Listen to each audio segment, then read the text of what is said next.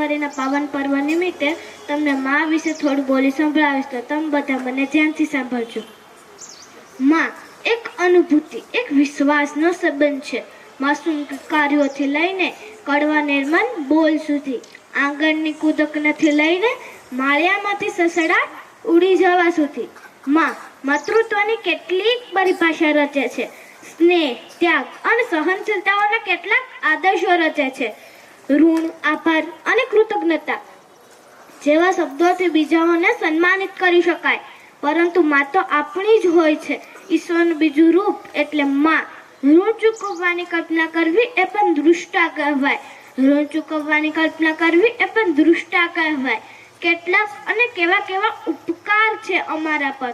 જો તે ઉપકારનો બદલો ચૂકવવાનું વિચારશું તો ગૂંચવાઈ જશું.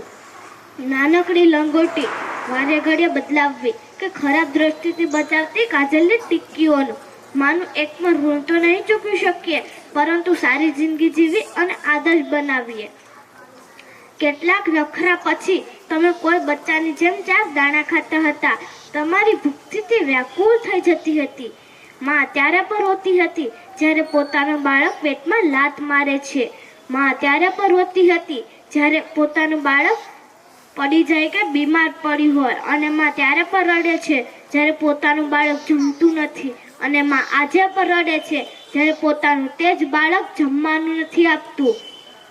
શું યાદ છે તમને એ સંધ્યાકાળ જ્યારે દીવાબત્તીના સમયે શ્લોક, મંત્ર અને સ્તુતિઓ દ્વારા સંસ્કાર અને સભ્યતાના બીજ રોપતી હતી? નહીં ભૂલે હવે નખરા અને ફરમાઈશો જેના પડ્યા બોલે ઝીલતી હતી. દાળ ભાતથી માંડી અને ગાજરના હલવા સુધી એવા કેટલાક વ્યંજનો છે એ તમને આજે પણ માને યાદ અપાવે છે અને માના હાથના જ પસંદ આવે છે.